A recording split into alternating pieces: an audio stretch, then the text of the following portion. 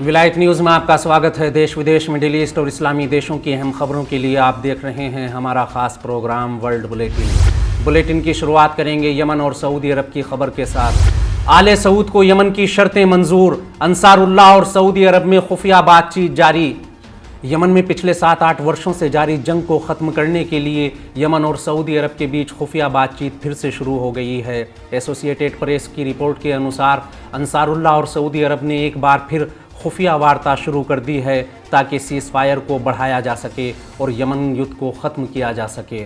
Yemen में अब तक के सबसे बड़े सीज़ फायर के ख़त्म होने की आहटों के बीच एक बार फिर आले सऊद ने यमन के लोकप्रिय जन आंदोलन अंसारुल्लाह के साथ खुफिया बातचीत शुरू कर दी है ताकि सऊदी अरब को इस युद्ध की दलदल से निकाला जा सके। सितंबर 2020 में जब आले सऊद को लगने लगा था कि अब संयुक्त राष्ट्र संघ की मध्यस्थता से यमन में सीज़ फायर नहीं हो सकेगा, तो उसने ओमान को बीच में लेकर यमन जन आंदोलन अंसारुल्लाह से इनडायरेक्ट बातचीत शुरू की थी।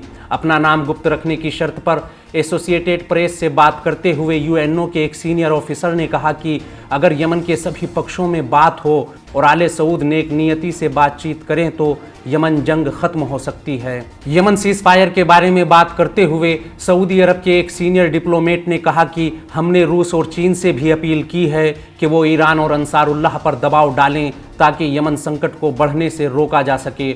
सऊदी अरब के इस राजनयिक ने कहा कि ईरान ने अभी तक इस अघोषित युद्ध विराम का समर्थन किया है। यमन सरकार के प्रवक्ता और वार्ताकार मोहम्मद अब्दुस्सलाम ने कहा कि ओमान का डेलीगेशन इतवार को ही यमन से गया है। ये जंग खत्म करने की यमन की सच्चाई को बताने के लिए काफ़ी है।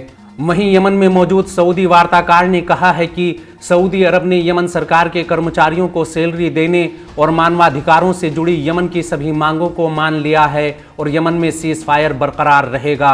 यमन में सऊदी राजदूत मोहम्मद आले जाबिर के नेतृत्व में सऊदी डेलीगेशन ने सना जाकर अंसारुल्लाह के अधिकारियों से वार्ता करते हुए कहा कि आले सऊद यमन की सभी मांगें मानने के लिए तैयार है। खास बात यह है कि यमन मामलों में संयुक्त राष्ट्र के विशेष दूत का सना दौरा सऊदी अरब की मांग पर टाल दिया गया था। सऊदी अरब का कहना है कि रियाज नहीं चाहता था कि अंसारुल्लाह से उसकी वार्ता नाकाम रहे, इसलिए इस बातचीत से संयुक्त राष्ट्र के दूत को अलग ही रखा गया। अगली खबर में बात करेंगे वहाबी आतंकवाद और आंतरिक संघर्ष से जूझ रहे इथियोपिया की। हर दिन हजारों लोगों की मौत, 2 साल में 6 लाख से ज़्यादा लोग बने मौत का निवाला।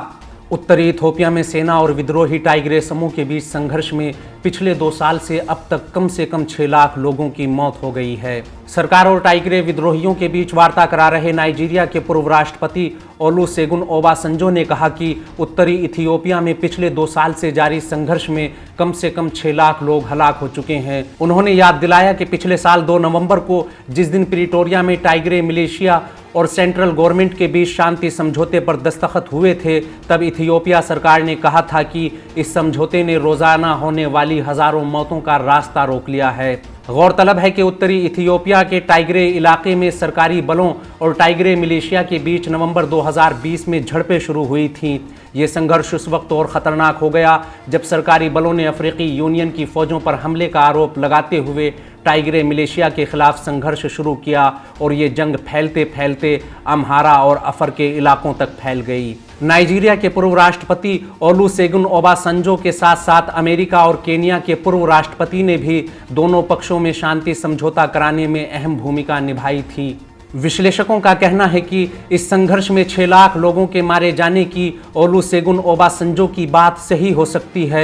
एक लंबे समय तक इस इलाके को बाकी दुनिया से काट कर रखा गया, इसलिए यहाँ क्या हुआ, कितने लोग मारे गए, इस बारे में कुछ भी यकीन से नहीं कहा जा सकता। इथियोपिया के साथ हुए शांति समझौते के बाद टाइग्रे पीपुल्स लिबरेशन आर्मी ने अपने भारी हथियार अफ्रीकी यूनियन के हवाले कर दिए थे, जिसके जवाब में सरकार ने भी इस संगठन को आतंकी संगठनों की सूची से बाहर करने की घोषणा की थी। बता दें कि नवंबर 2020 में टाइग्रे के साथ तनाव बढ़ने पर इथियोपिया ने सोमालिया से अपने सैनिकों को वापस बुला लिया था।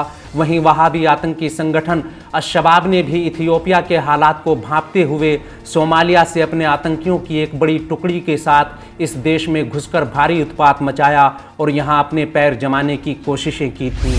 अगली खबर ईरान और सऊदी अरब के रिश्तों को लेकर है।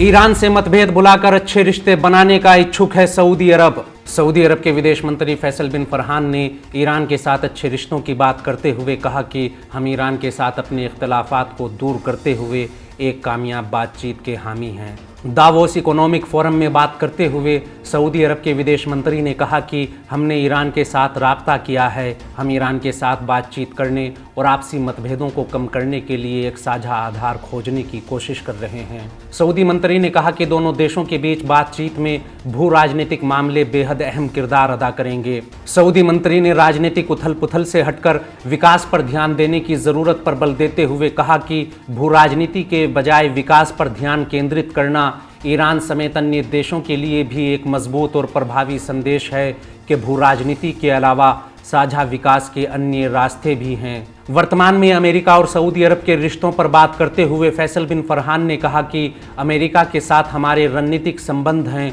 हालांकि कई मामलों में हमारे बीच मतभेद भी पाए जाते हैं। गौरतलब है कि एक तरफ सऊदी विदेश मंत्री ईरान से अच्छे रिश्तों की दुहाई दे रहे हैं, जबकि हाल ही में मिस्र के साथ एक संयुक्त बयान जारी करते हुए दोनों देशों ने ईरान पर दूसरे देशों के आंतरिक मामलों में दखल देने के आरोप लगाते हुए कहा था कि ईरान को परमाणु समझौते में दिए गए अपने वादों पर अमल करना होगा और दूसरे देशों के आंतरिक मामलों में दखल देने से बचना होगा।